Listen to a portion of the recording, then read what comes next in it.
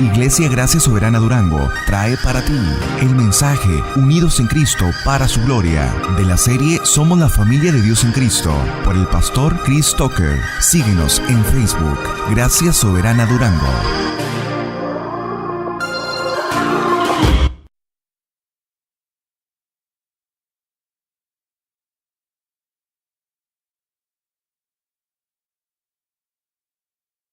Supongamos que el día de hoy es tu último día de vida. Hoy es tu último día de vida. Y te dan la oportunidad de hacer una oración. ¿Qué dirías en esa oración? ¿Qué palabras saldrían de tu corazón en esa oración? ¿Qué palabras elevarías? A lo mejor ayer que le preguntaba a alguien me dijo, pues a lo mejor le diría, Señor, recíbeme. A lo mejor otros oraríamos por nuestros hijos, otros oraríamos por el cónyuge, ya se va a quedar, ¿verdad? Otros a lo mejor oraríamos por el negocio, no sé. Pero lo que sí sé es que esas palabras que diríamos en esta oración, sabiendo que es nuestro último día de vida, realmente reflejarían lo que hay en nuestro corazón.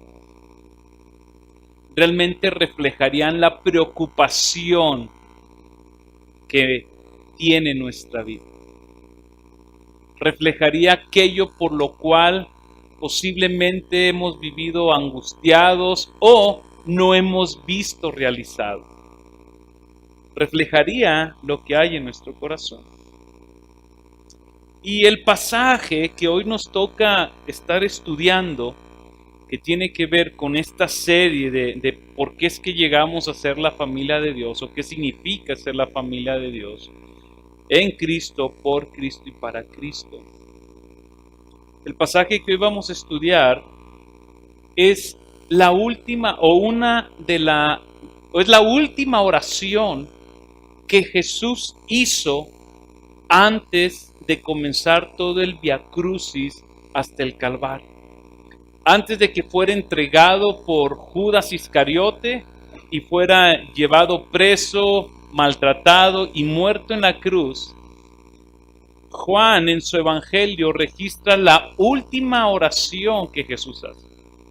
Y cabe señalar que es la oración más larga que está registrada en los evangelios.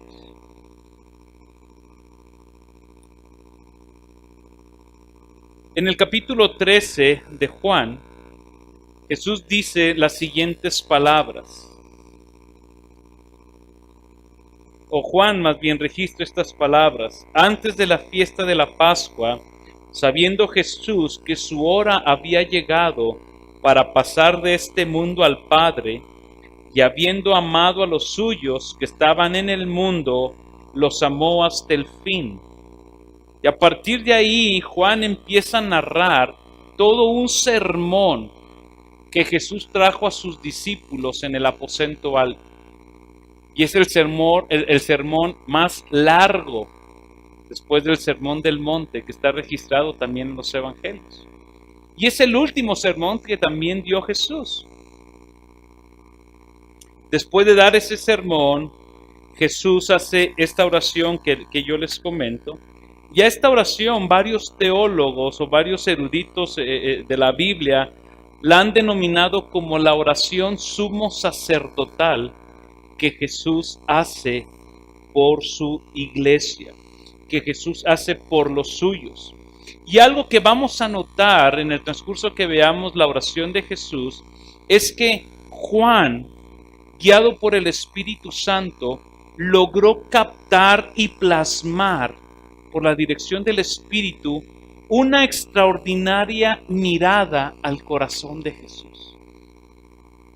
Lo que Juan nos va a presentar el día de hoy es como si Jesús mismo nos estuviera, y es Jesús mismo a través de su palabra, nos estuviera permitiendo entrar a su propio corazón y ver cuál era la preocupación que había en el corazón de Jesús.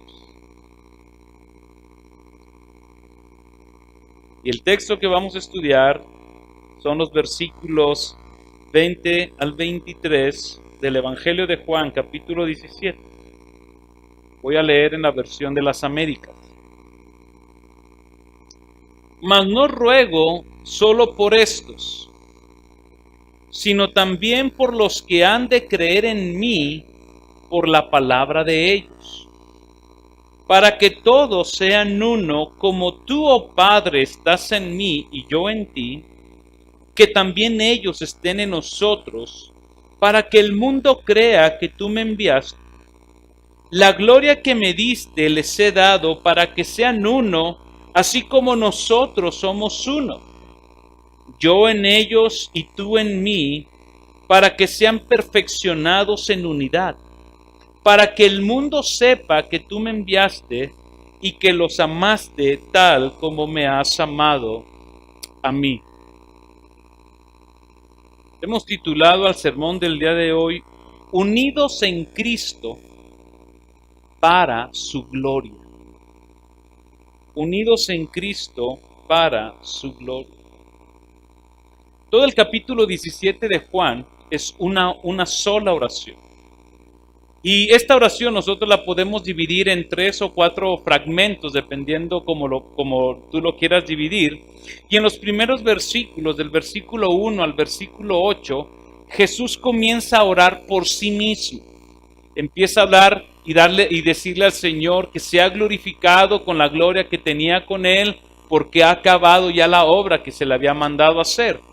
Del versículo 9 al versículo 19, Jesús comienza a orar por sus discípulos, aquellos 12 que estuvieron todo ese tiempo con Él, y Jesús empieza a orar ciertas cosas que no vamos a ver, pero Él empieza a orar por ciertos detalles que era importante que estos hombres escucharan orar a Jesús por ellos. Del versículo 20 al versículo 26, Jesús comienza a orar por todos aquellos que iban a creer en Él por la predicación de estas 12 personas. Y si algo se repite constantemente en esta oración, si algo había en el corazón de Jesús, o una preocupación que estaba en Él, era que Jesús está pidiendo por la unidad de su iglesia. La última oración que Jesús hace, ora por su iglesia y pide que sean uno. A lo mejor alguien podría pensar, oye Jesús, si es tu última oración, a lo mejor no lo dice la Escritura, lo voy a pensar de esta manera nada más. Yo me quiero imaginar posiblemente Pedro, como era de atrabancado, le había dicho, Señor, ¿por qué no oraste por nosotros de que el evangelio se expanda sin tribulaciones? ¿Por qué, Jesús, mejor no oraste que tu evangelio o que nosotros seamos instrumentos para llevar tu evangelio sin sufrimiento, que no haya barreras, que no haya problemas, que tú, Señor, donde vayamos, tú nos abras las puertas y el evangelio, mira, fluya, porque al fin y al cabo, Señor, esa es la orden que nos diste. Ir por todo el mundo y predicar el evangelio, hacer discípulos. Jesús, ¿por qué no oraste por nosotros que seamos buenos discípulos? Juan capturó el deseo y la preocupación del corazón de Jesús. Y la preocupación de Jesús era esta: Señor, que ellos sean uno. Jesús comenzó a orar por la unidad de los suyos. Y algo que debemos de tener cuidado, mi hermano, es de creer que Jesús estaba orando por una uniformidad. en aquellos que dicen creer en Él. ¿Qué quiere decir esta uniformidad?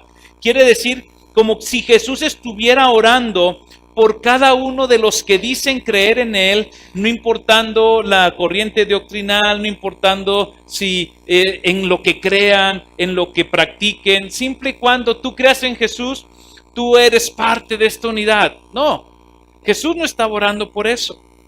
Jesús no estaba orando por una unidad ecuménica, donde todos somos uno, ¿verdad? Siempre y cuando el Dios sea el mismo. Jesús no estaba orando por eso. No lo confundamos. Jesús no estaba orando tampoco porque la iglesia fuera una unidad externa o una organización como las que hay en el mundo. La oración que Jesús estaba haciendo por la unidad de la iglesia era por una unidad interna, una unidad espiritual, una unidad donde cada uno de los creyentes que forman esa unidad tienen su vida basada en Cristo Jesús. Voy a hacer aquí un comercial muy rápido. Los quiero invitar. Los miércoles estamos dando un devocional de la importancia de vivir centrados en el Evangelio. Ahorita llevamos 2 temas de con qué facilidad los hombres hacemos a un lado el Evangelio, que es el legalismo y es la condenación. Cierro el paréntesis. Cristo oró por una unidad espiritual interna entre aquellos que creen en Él. Y la manera como Juan empieza a describir la oración, mi hermano, realmente nos deja ver la seriedad con la que Jesús oró al Padre. Porque en 2 ocasiones, versículo 9 y versículo 20, Juan registra estas palabras: yo ruego. No dice te pido, sino la intención de la oración de Jesús realmente era profunda. Había una preocupación, había una intensidad en su corazón que Juan escribe y dice: Señor, yo ruego por estos que me has dado. En el verso 20 dice: mas no ruego solamente por eso, sino también ruego por aquellos que han de creer en mi nombre. Por ellos. Jesús, mi hermano, como nuestro sumo sacerdote, está intercediendo el día de hoy delante del Padre, no solamente como nuestro abogado defensor, sino como nuestro Señor, pidiendo por la unidad de la iglesia. Así que si para Jesús la unidad en la iglesia es algo importante, para ti y para mí debemos de considerarla de la misma manera. Si para Jesús la unidad de su iglesia era importante a tal punto que le dedicó una oración larga a pedir porque la iglesia fuera una, eso nos lleva a que tú y yo tenemos que ver nuestra unidad con la misma seriedad y la misma importancia con la que Jesús la vio. ¿Por qué es importante que toquemos este tema? Yo encontré 2 razones. La primera razón de por qué es importante que hablemos del tema de la unidad en la iglesia dentro de esta serie es por la tendencia individualista en la que nos vemos inmersos todos los días. Somos personas que nos gusta vivir nuestra vida cristiana en lo individual. Entre menos se metan conmigo, muchísimo mejor. No nos gusta la gente. No nos gusta que nos estén preguntando cómo estamos. No nos gusta que nos estén diciendo, oye, ¿en qué te puedo servir? No me gusta vivir solo. No me gusta relacionarme con la iglesia. Por eso es necesario que hablemos. Porque una vida individualista mata por completo todo el sentido de la iglesia, o lo que es la iglesia.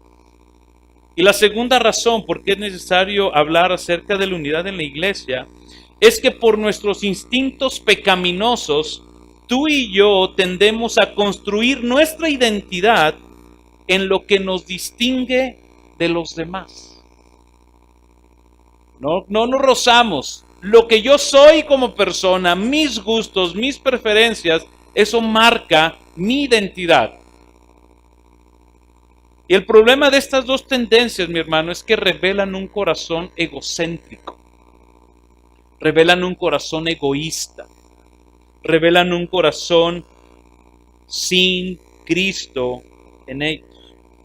Y algo que vemos en la oración de Jesús es que Jesús pone de manifiesto esta tendencia que tenemos como hombres. Varias ocasiones, creo que son 4 o 5 veces, Jesús dice que sean uno, que sean uno, que sean uno, que sean uno. Nuestra unión con Cristo, cuando hemos creído en Él, trajo una unidad entre nosotros. Posiblemente alguien puede decir, pero yo no quiero estar unido a ti. Pero es que tú y yo no decidimos unirnos. Cuando Cristo nos unió a Él, nos unió a ti y a mí en uno solo. Y esa unidad que ahora tenemos en Cristo, mi hermano, debe de ser una unidad que trasciende a los desacuerdos que tú y yo podamos tener. Trasciende a tal manera de que los pecados debemos aprender a pasarlos por alto. La ofensa. Esta unidad que Cristo ha logrado en nosotros tiene un propósito mayor a nuestros propósitos propios. Y esa unidad tiene el propósito de reflejar la gloria de Dios. Para finalidad del estudio, dividí el pasaje en 5 puntos. Y no podemos continuar, o no quiero continuar hablando acerca de la unidad, sin que antes nosotros podamos establecer un fundamento firme del por qué es que nuestra unidad se mantiene estable. No quiero hablar acerca de los otros 4 puntos que hablan acerca de cómo es que la unidad es un reflejo, un testimonio al mundo del Evangelio. Nuestra unidad eso refleja. Nuestra unidad refleja y modela la gloria de Dios. Nuestra unidad es un medio de crecimiento para nosotros y nuestra unidad debe de reflejar el amor de Dios. Pero no podemos hablar de esa unidad sin que antes pongamos un fundamento firme. Y este fundamento, Cristo Jesús lo puso muy firme en el pasaje. Y este es el primer punto que yo quiero ver, la fuente de la unidad verdadera. En 4 ocasiones del capítulo 17 de Juan, versículo 11, Jesús escribe así: Padre Santo, guárdalos en tu nombre, en el nombre que me has dado, para que sean uno, así como nosotros. En el versículo 21, Él escribe: para que todos sean uno, como tú, oh Padre, estás en mí y yo en ti, que también ellos estén en nosotros. Versículo 22 escribe: la gloria que me diste les he dado para que sean uno, así como nosotros somos uno. Versículo 23, yo en ellos y tú en mí, para que sean perfeccionados en unidad. ¿Qué es este fundamento? ¿Qué es lo que Cristo está poniendo como base de nuestra unidad? Él está poniendo la unidad que existe en la Trinidad. Esa unidad de amor, de respeto, de compañerismo, de gloria que existe entre el Padre, entre el Hijo y entre el Espíritu Santo, es la base o el fundamento que Cristo Jesús está poniendo para que nosotros sobre esa unidad comencemos a trabajar a preservar la unidad que Cristo ya ganó para nosotros. Y digo preservar porque ni tú ni yo estamos llamados a ser la unidad. La unidad la hizo Cristo en la cruz del Calvario. La unidad por la que Cristo está orando tenía este fundamento. La relación que tiene el Padre, el Hijo y el Espíritu Santo no solo es el modelo que tú y yo como creyentes debemos de seguir en la preservación de la unidad, sino que esta unidad es el fundamento. La Trinidad es 3 personas en uno solo. Dios es uno solo en esencia divina, pero son 3 personas. El Padre no es el Hijo no es el Padre, el Espíritu Santo no es ni el Padre ni el Hijo es el Espíritu. Es algo complicado, pero los 3 son uno solo. Un solo Dios. Y entre ellos 3 hay una unidad, una relación de amor, de gloria. Decía un autor, dice cómo en este Dios donde encontramos 3 personas, encontramos una pluralidad en una singularidad. Y es la base que Jesús está poniendo para nuestra unidad. Así que la relación entonces que los cristianos de este lado de la gloria debemos reflejar en nuestras vidas, simplemente, mi hermano, es una analogía de la unidad que debe de haber o que hay en la Trinidad. La unidad que tú y yo reflejamos aquí de este lado de la gloria simplemente es una analogía de la relación que hay en la Trinidad. Entonces, porque ellos son uno, porque el Espíritu, el Padre y el Hijo son uno, y todos aquellos que están en Cristo Jesús, somos uno porque estamos unidos en Él. Eso es lo que permite nuestra unidad. Nuestra unidad fue hecha por Cristo. Nosotros no hicimos nada. Si Dios, quiero poner un ejemplo en mí, ¿verdad? Si Dios no nos manda a Durango, yo no me vengo a Durango. Así de sencillo. ¿Qué me une a ustedes? Nada. ¿Qué me unía? A lo mejor decimos, somos parte de la unidad, de la iglesia universal de Cristo. Sí. Pero cuando tú y yo fuimos injertados en Cristo Jesús, fuimos unidos a Cristo, Dios me unió en Él y Dios me unió a ti.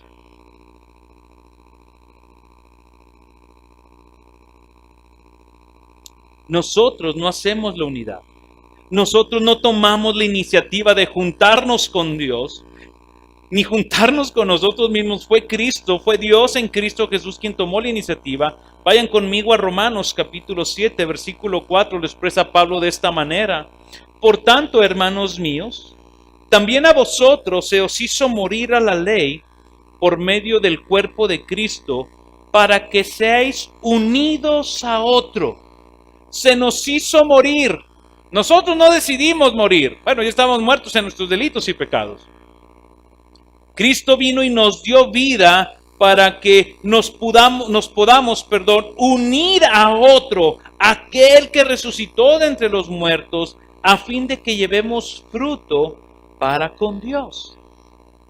Esta unidad ganada por Cristo nos lleva entonces, mi hermano, a que tú y yo podamos disfrutar de la misma gracia salvadora. Aquí ni tú ni yo hemos disfrutado una gracia diferente. Aquellos que han puesto su fe en Cristo Jesús, que están unidos en Cristo y por tanto unidos los unos con los otros, nos distingue algo, que todos nosotros hemos disfrutado la misma gracia. Todos tenemos el mismo objeto de fe. Todos tenemos el mismo Espíritu Santo. Todos hemos sido bautizados en un solo bautismo. Ve cómo lo dice Pablo en Efesios capítulo 4, versículo 4 al 6. Dice, hay un solo cuerpo, un solo espíritu, así como también vosotros fuisteis llamados a una misma esperanza de vuestra vocación, un solo Señor, una sola fe, un solo bautismo, un solo Dios y Padre de todos, que es sobre todos, por todos y en todos. Esta unidad, mi hermano, que tú y yo ahora gozamos de todo esto. Esto es lo que nos hace a ti y a mí que seamos uno. Si Cristo ya hizo la unidad, si Cristo ya logró reconciliarnos con Él, unirnos a Él y unirnos unos con otros, entonces tú y yo tenemos que trabajar para mantener esa unidad que Él ya logró. Ahí mismo en Efesios, en el capítulo 4, versículo 3, Pablo nos llama a que tú y yo nos esforcemos por preservar la unidad en el Espíritu. ¿Qué significa esta palabra preservar? Mira, la idea que Pablo tenía al escribir esta palabra es una persona que se dedica a mantener, una persona que se dedica a guardar, una persona que custodia algo, una persona que vigila que esa cosa no se pierda. Y Pablo nos habla y le dice, Cristo ha hecho una unidad en ustedes. Veíamos en Efesios capítulo 2 que antes éramos un pueblo totalmente ajeno, pero Él nos hizo uno en Cristo Jesús, y ahora en esa unidad tú y yo gozamos de todos estos beneficios, pero ahora nos dice Pablo, preserven esa unidad. Cristo ya la ganó por ustedes. Con nuestra manera de tratar y de ver a la iglesia, mi hermano, con la manera en cómo te relacionas con los miembros de la iglesia, yo quiero hacerte una pregunta.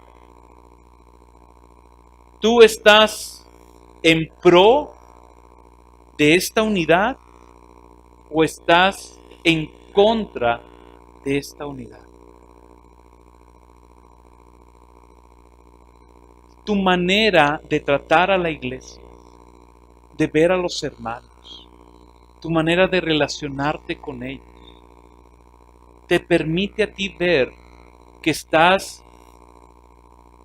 trabajando para cuidar esa unidad, o tu manera de ser refleja que lo que estás haciendo, más que aportar a la oración que Jesús hizo por su iglesia para que sea una, estás luchando contra la oración de Jesús.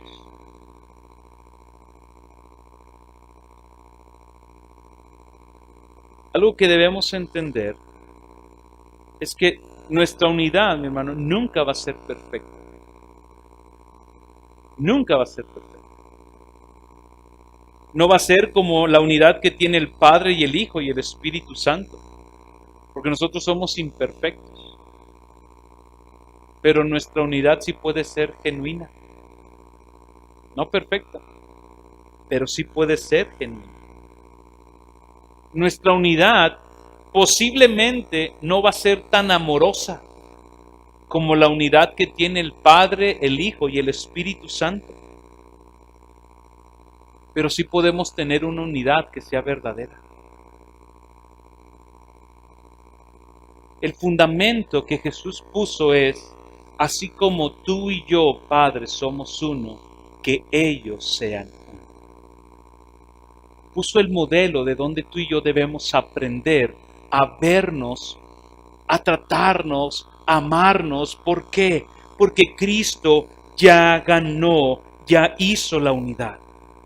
Nos toca mantenerla, preservarla, cuidarla, protegerla, custodiarla.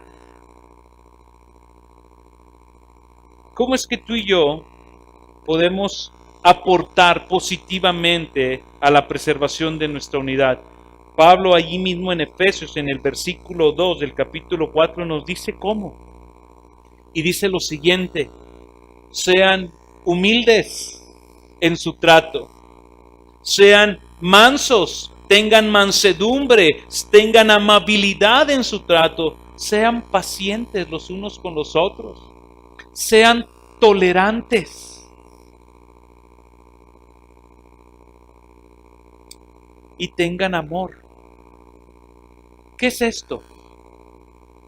Los frutos del Espíritu. Gozo, paz, paciencia, benignidad, mansedumbre, bondad, templanza. Pablo lo que nos está diciendo es, la manera en que tú y yo debemos de trabajar para preservar la unidad es con los frutos del Espíritu que ya está en ti por obra. De esa manera trabajas en la unidad de la iglesia. ¿De qué otra manera? Y esto lo aprendí en la semana de J.I. Packer en uno de sus libros que se llama La Comunidad Verdadera. Y J.I. Packer presenta 3 o 4 acciones que como comunidad cristiana tú y yo podemos poner en práctica. Y la primera que él dice, aprende a compartir tu vida con los demás. Dice, la comunión o la comunidad que se genera, o la unidad, que se genera dentro de la iglesia, no tiene que verse como una actividad que se hace en los domingos. La unidad es relacional. Tiene que haber relación, no es una actividad. No es algo que tú agendas, que dices, bueno, pues hoy me toca ver a los hermanos como parte de mi programa semanal. La manera en que tú y yo aportamos es cuando nuestra unidad se convierte en una vida de relaciones. Otra cosa que él dice, tengan un mismo propósito. Cuando tú tengas un mismo propósito, dice, la unidad que Cristo ha logrado, tú y yo la tenemos que ver como una asociación que tiene un propósito. Y ese propósito es glorificar a Cristo Jesús. ¿De qué otra manera podemos aportar positivamente a la unidad cuando tú y yo tenemos comunión? Y dice J.I. Packer que hay 2 maneras en que los cristianos tenemos comunión. Una es, como lo hicimos el día de hoy, al tener comunión en la cena del Señor. Es un sacramento donde todos aquellos que hemos puesto nuestra fe estamos participando juntos. Todos estamos diciendo aquí, no es por mis méritos, no es por lo que yo he hecho, es por la obra del Cordero. Pero la segunda manera, dice J.I. Packer, que podemos tú y yo aportar de manera significativa a nuestra unidad, es cuando tenemos comunión espiritual. ¿A qué se refiere él eso? Dice lo siguiente J.I. Packer. Primero, se trata de un compartir en nuestros compañeros creyentes las cosas que Dios nos ha dado a conocer sobre su propio ser, en la esperanza de ayudarnos unos a otros a conocer mejor a Dios y así enriquecer nuestra comunión con Él. ¿Qué quiere decir esto? Yo posteé este pensamiento en la página de la iglesia. Lo posteé con la siguiente pregunta. Cuando te juntas con tus hermanos, ¿te juntas solamente para pasarla bien o para ser edificados los unos con los otros? Si te juntas solamente para pasarla bien, no pecas, pero no eres edificado. Si te juntas con tus hermanos, busca la manera intencional de ser edificado. Me gusta cómo J.I. Packer dice, es un tiempo donde Dios nos permite venir a decirte lo que Dios me ha mostrado de Él, para que así como yo he sido impactado, tú seas también impactado y corras en una búsqueda y en una dependencia mayor. Esto nos lleva entonces a nuestro segundo punto. La unidad que Cristo ha hecho es un testimonio para el mundo. Tú y yo somos un testimonio al mundo.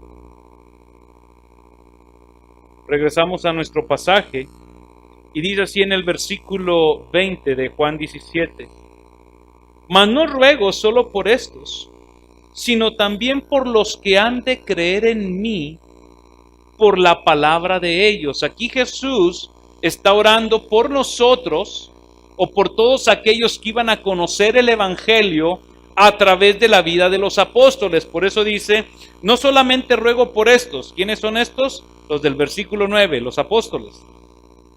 Sino también por los que han de creer en mí por la palabra de ellos, para que todos sean uno. Como tú, oh Padre, estás en mí y yo en ti, que también ellos estén en nosotros, para que el mundo crea que tú me has enviado. Nuestra unidad como cristianos es un testimonio al mundo del Evangelio de Jesucristo. Nuestra unidad, mi hermano, no tiene el propósito de caminar y avanzar todos juntos hacia una meta personal mía como pastor, ni tenemos una meta organizacional, ¿verdad? Como parte de los ministerios de Sovereign Grace Churches. No. Tenemos un propósito. No es un propósito que los ministerios nos pusieron, no es un propósito que a mí se me ocurrió cuando me vine para Durango, hay un propósito. Y este propósito, dice Juan, es que el mundo crea en Él. Señor, te ruego por aquellos que han de creer en mí. Él se pudo haber quedado ahí, pero Él no se quedó ahí. Él nos incluyó en este trabajo y dijo, por la palabra de ellos. Tú y yo, mi hermano, tenemos el privilegio de ser personas que desde la eternidad estábamos contemplados en el plan de redención de Dios, pero tenemos un segundo privilegio, el privilegio de ser proclamadores de ese glorioso evangelio. Hasta el día de hoy, muchas veces yo me pregunto, Señor, ¿qué hace tu iglesia con el evangelio entre semana? ¿Qué hace, Señor, tu iglesia? ¿Qué hace con aquello que has depositado en nuestras manos? Jesús estaba orando y en su mente y en su corazón había algo. Estos hombres van a proclamar mi nombre en todas las naciones. Señor, te voy a pedir por aquellos que van a creer por la palabra de ellos. Si Jesús hiciera esa oración, o está haciendo esa oración también por nosotros, pero si nosotros estuviéramos en esa ocasión ahí, mi hermano, ¿por cuántos estuviera orando Jesús que tú les ibas a compartir el evangelio? Que Jesús nos dijera, Bene, voy a estar orando por aquellos que van a creer en ti, por tu palabra, pero estoy viendo como que pues no veo muchos por los cuales voy a orar, ¿verdad? Pero pues, voy a orar. ¿Se entiende la ilustración? ¿Por cuántos estaría orando Jesús? Jesús oró por todos. Jesús, mi hermano, estaba dando por hecho que tanto los apóstoles como todos los demás que vendríamos a conocerle, tendríamos este mismo sentir. Queremos que te conozcan a ti. Vean el corazón de Jesús en el versículo 3 y 4, ahí de Juan 17. Versículo 3 y 4 de Juan dice, esta es la vida eterna, que te conozcan a ti, el único Dios verdadero, y a Jesucristo, a quien has enviado. Yo te glorifiqué en la tierra, habiendo terminado la obra que me diste que hiciera. Jesús tenía esta pasión, que te conozca. Los apóstoles captaron esa pasión y dijeron, que lo conozcan. Tú y yo debemos de tener la misma pasión, Señor, que te conozcan.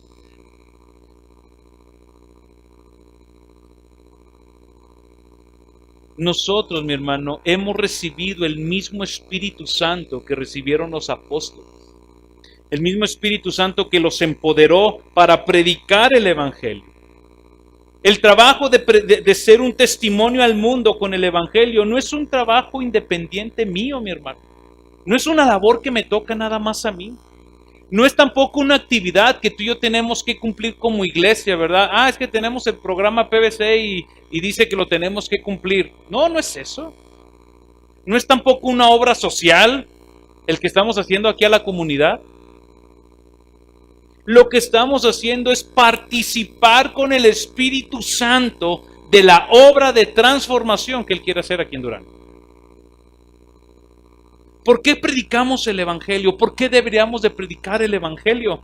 Porque tú y yo hemos tenido ya un encuentro con Jesús. Tú no vas a predicar de alguien con quien no has tenido un encuentro. ¿De qué le vas a hablar? Te quiero presentar a un Jesús. ¿Lo conoces? No, pero me han contado muchas cosas de Él. ¿Quién predica el Evangelio? Aquellos que han tenido un encuentro con Jesús. Aquellos que han sido transformados por Jesús. Aquellos que han creído en el poder del Evangelio de Jesucristo. ¿Por qué predicamos el Evangelio? Porque si no predicamos el Evangelio, simplemente la gente no puede creer, su destino eterno es el infierno y la justa ira de Dios está sobre ellos. Si no predicamos el Evangelio. La unidad de la iglesia. Por eso el trabajo de predicar el Evangelio no es nada más mío. Esto nos lleva a nuestro tercer punto. La unidad que Cristo ha logrado en nosotros, esta debe de reflejar y modelar la gloria de Dios. Cristo, mi hermano, está vestido de la gloria del Padre. Perdón, ve cómo lo dice en el versículo 2, en el versículo 22 de Juan 17. La gloria que me diste, les he dado. ¿Qué gloria es esta? ¿Qué gloria recibió Jesús que nos dio a nosotros? ¿Para qué? Para que seamos uno, así como nosotros somos uno. ¿Qué gloria es esta que Jesús nos ha dado? Cristo está vestido de la gloria del Padre, porque Él mismo es Dios. Y la gloria del Padre es la gloria del Hijo, y la belleza del Hijo es la belleza del Padre, la hermosura del Padre, la hermosura del Hijo. Los tres están vestidos de hermosura. Pero cuando nosotros hablamos acerca de la gloria del Padre, es hablar acerca de la realidad misma de Dios, pero manifestada a nuestras vidas. Es la manifestación de su poder, de su majestad, de su riqueza, de su vida hacia nosotros. ¿Y cómo fue eso? Por medio de Jesús. Esta gloria que dice en el versículo 22, la gloria que me diste les he dado, lo que Jesús está diciendo, Señor, yo mismo me he entregado a ellos. Esta gloria, Señor, que tú me diste a mí, yo se las he dado a ellos. Yo mismo me he entregado a ellos. Dice un comentarista, dice William Hendrickson, dice, la gloria que Jesús da a los creyentes significa que han llegado a ser una sola planta con Él. Que Él no puede concebirse aparte de ellos, que Él es la fuente de todas las bendiciones que ellos recibirán jamás, y que ellos a su vez desean y se esfuerzan seriamente de hacer todo para complacerlo. Jesús mismo, mi hermano, es la gloria que hemos recibido de Dios Padre, y la hemos recibido para darle gloria. Por eso cuando tú y yo estamos unidos, en primer lugar, nosotros reflejamos esta gloria de Dios. Nosotros traemos gloria a su nombre. Esta gloria que me diste, Señor, así como en ti y en mí hay gloria, Señor, en ellos yo se las he dado. Dice John MacArthur en un comentario, Dios escogió desde la eternidad dar a los creyentes a Cristo Jesús como regalo de su amor. Y Cristo vino a la tierra a morir en sacrificio para redención y perdón de sus pecados. ¿Qué mejor regalo de Dios que nos ha dado en unidad que es tener a Cristo Jesús? La pregunta entonces que yo quiero hacerte es la siguiente. Con nuestra unidad o la manera en cómo tú y yo estamos unidos o reflejamos nuestra unidad, ¿Dios es glorificado? ¿Dios es exaltado? ¿Dios se ve grande?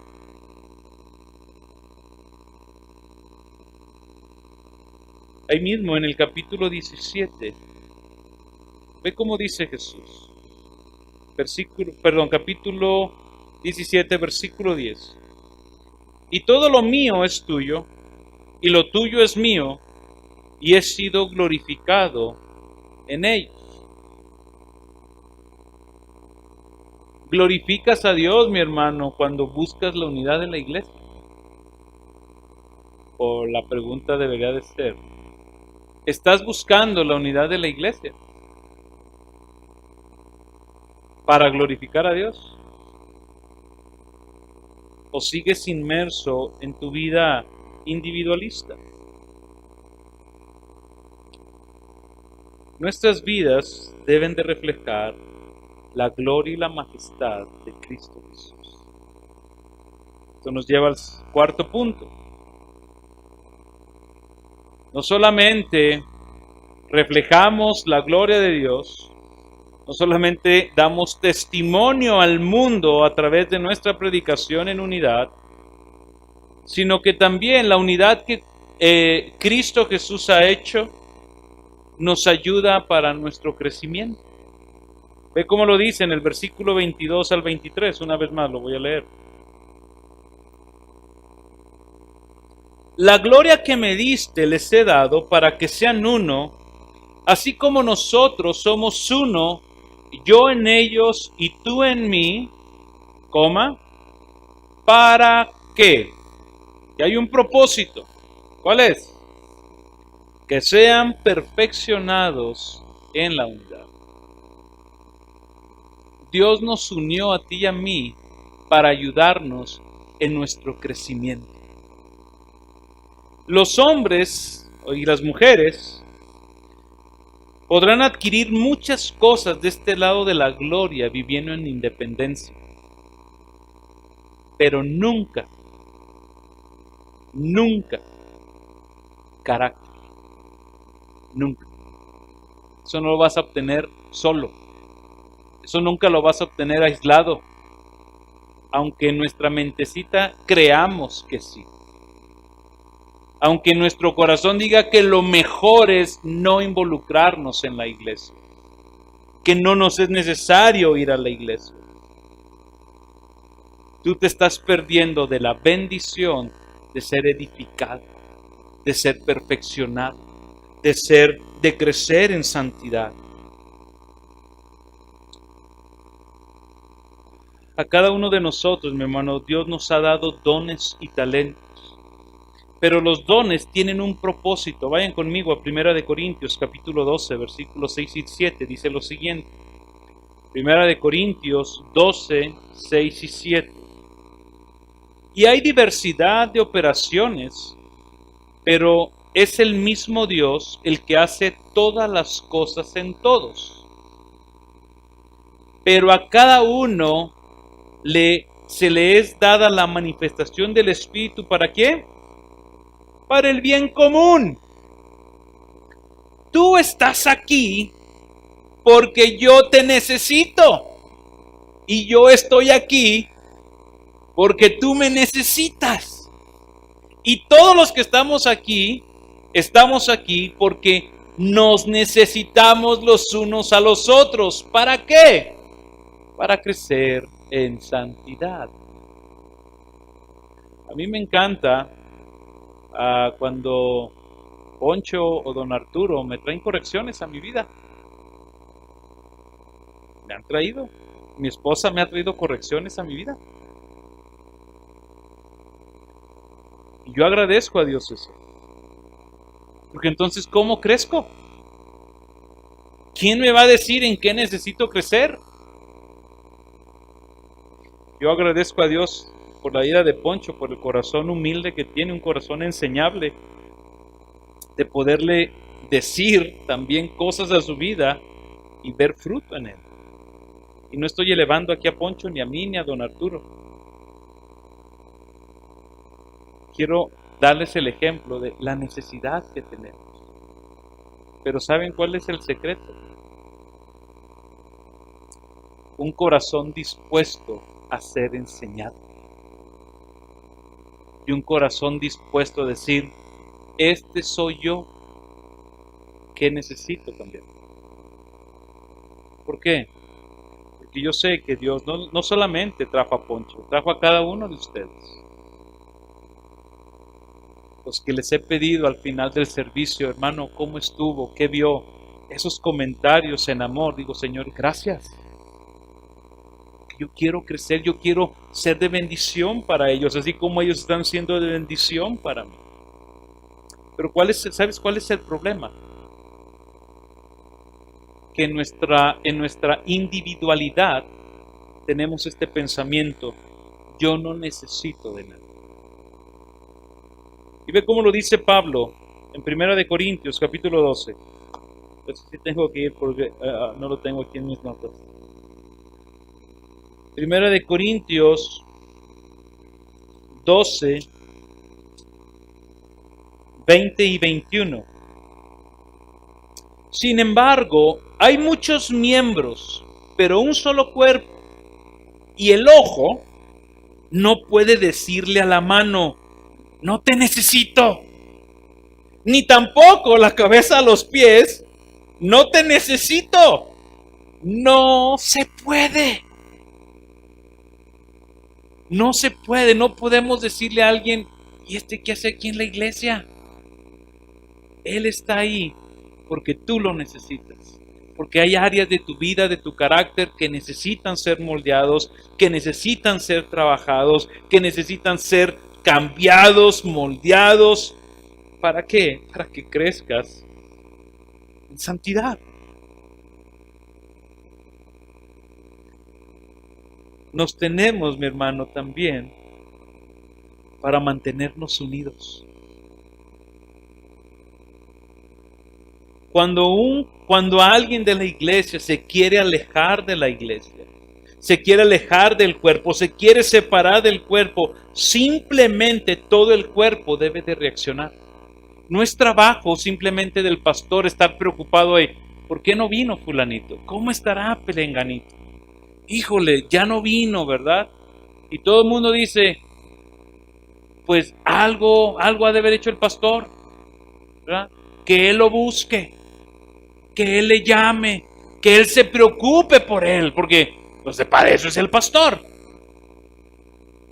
Cuando yo me pego en un dedo, todo mi cuerpo se duele. Todo. Es más, hasta lloro.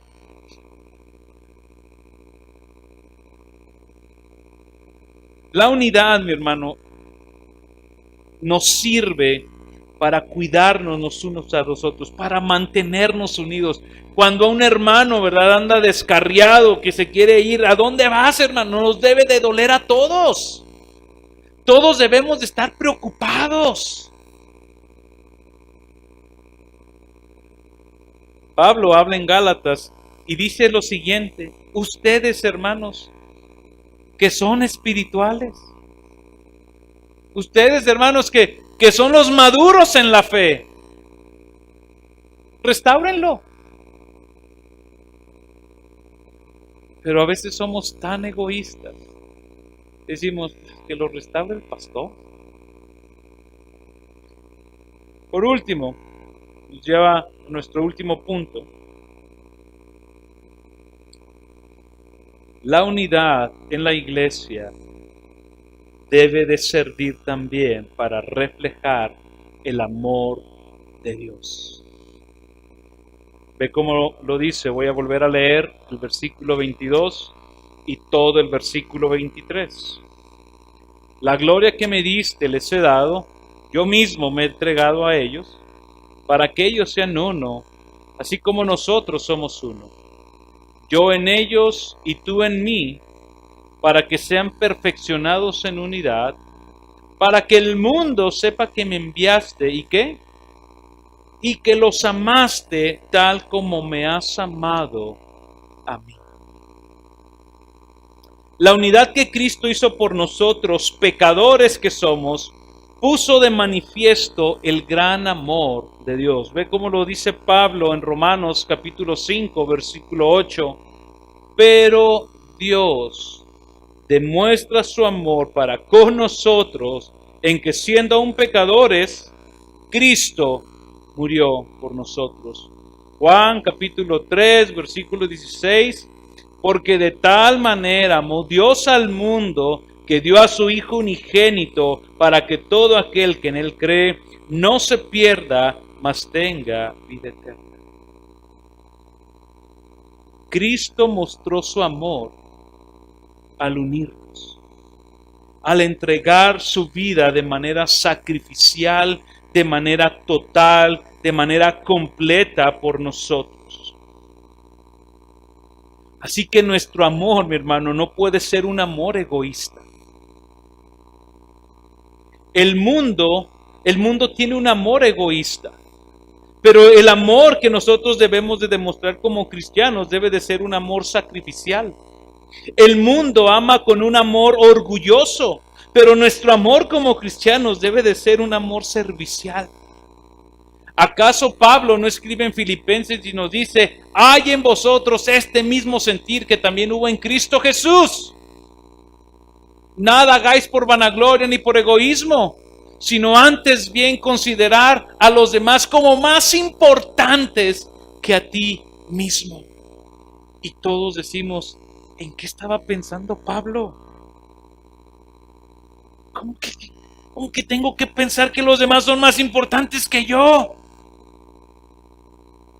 Después nos vuelve a recalcar, ya en vosotros esta misma actitud que hubo en Cristo. Cristo pudo haber dicho eso. ¿Yo por qué tengo que dejar mi gloria?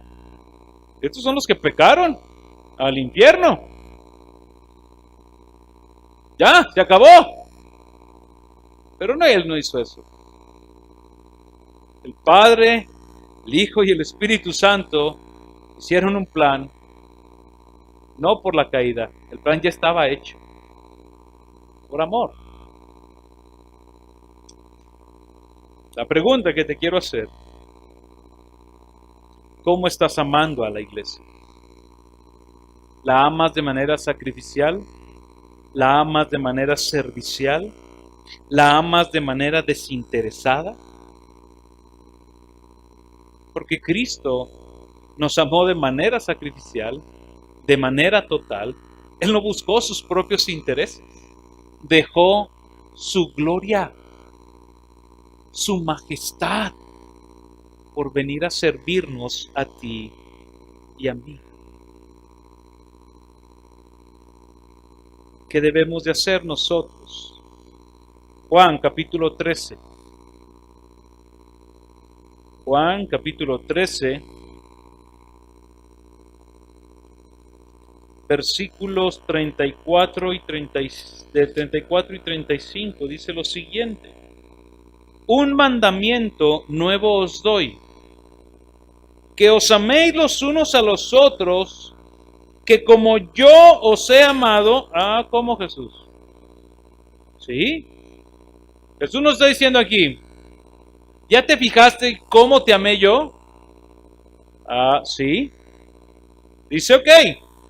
Así como yo te he amado, así también os améis los unos a los otros. En esto, ¿en qué, Jesús? ¿En que nos amemos los unos a los otros como tú nos has amado? Sí. ¿Qué va a pasar con eso, Jesús? Van a conocer que ustedes son mis discípulos si tienen amor los unos por los otros. ¿Qué quiere decir esto? Amarnos no es una opción.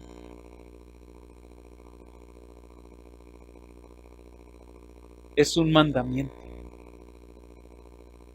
No es una opción, es un mandamiento. Porque en esa medida el mundo sabrá que somos sus discípulos. Con eso termino. La unidad que puso Cristo como fundamento es la unidad que Él tiene con la Trinidad, o en la Trinidad. Una unidad perfecta. El amor que hay en la Trinidad es un amor perfecto. Nuestro amor nunca será igual de perfecto que ellos. Pero sí puede ser un amor sincero.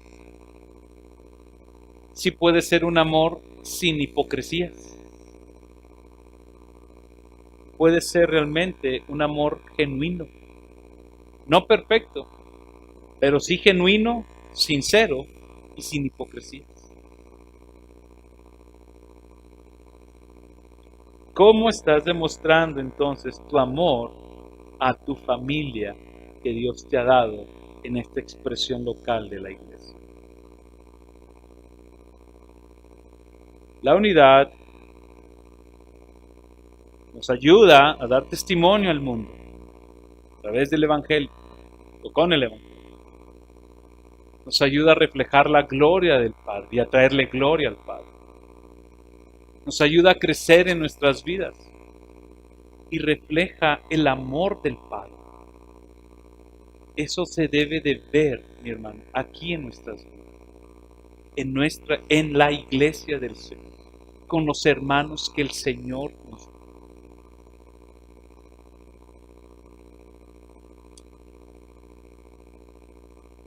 Jesús en su oración dijo: Padre, que sean uno. Mi hermano, trabajemos por preservar la unidad en el vínculo de la paz que el Señor ha hecho por medio de Jesús. Y a lo mejor tú escuchaste aquí hoy y dices: bueno, yo ni siquiera estoy unido a Jesús. ¿Cómo puede estar unido esta gente? Solamente a través de Jesús es que tú puedes unirte a Dios Padre. Solamente a través del sacrificio de Jesús, cuando confiesas tus pecados, cuando te arrepientes de tus pecados, te pides al Señor que te limpie, que te conceda fe para creer en Él como el único Dios verdadero. Es que en ese momento vienes a ser unido a Dios. Y déjame decirte que ser unido a nosotros como iglesia es importante. Pero es más importante que estés unido a Cristo. Porque si el día de mañana tú mueres, nos vemos allá arriba, el día que el Señor nos llame a su presencia. Pero tú puedes estar unido aquí con nosotros y un día morir. Y un día nosotros llegar al cielo y decir: oye, ¿no han visto a fulanito? Que no lo encuentro.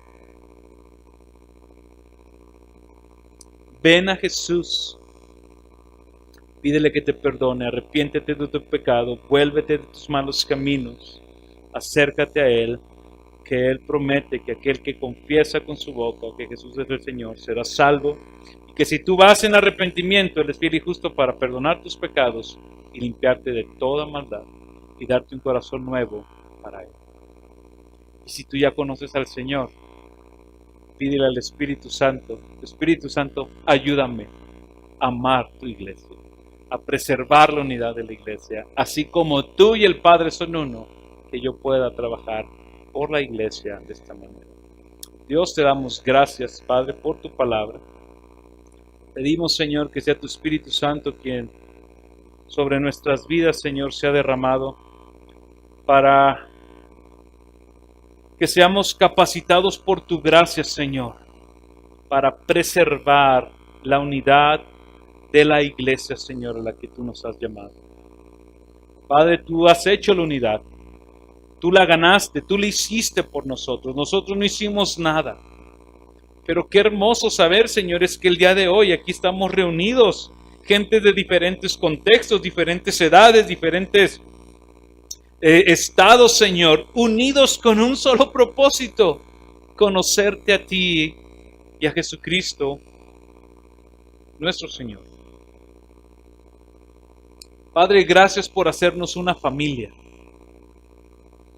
Gracias, Padre, aquellos que estábamos alejados de ti, hemos sido acercados, hemos sido unidos. Gracias, Padre, por atraernos a ti en Jesús. Gracias, Jesús, por unirnos a ti, por estar nosotros en ti y tú en nosotros y nosotros en el Padre. Ayúdanos a aprender de tu amor, de tu unidad, de tu verdad, de tal manera, Señor, que la unidad aquí en la iglesia pueda reflejar al mundo el Evangelio, entre nosotros tu gloria, Señor, y tu amor. Señor, y qué hermoso es saber que aún a pesar de todo eso, tú también utilizas nuestra unidad para nuestro crecimiento y edificación. Gracias te damos, Señor, en Cristo Jesús, nuestro Señor y Salvador. Amén.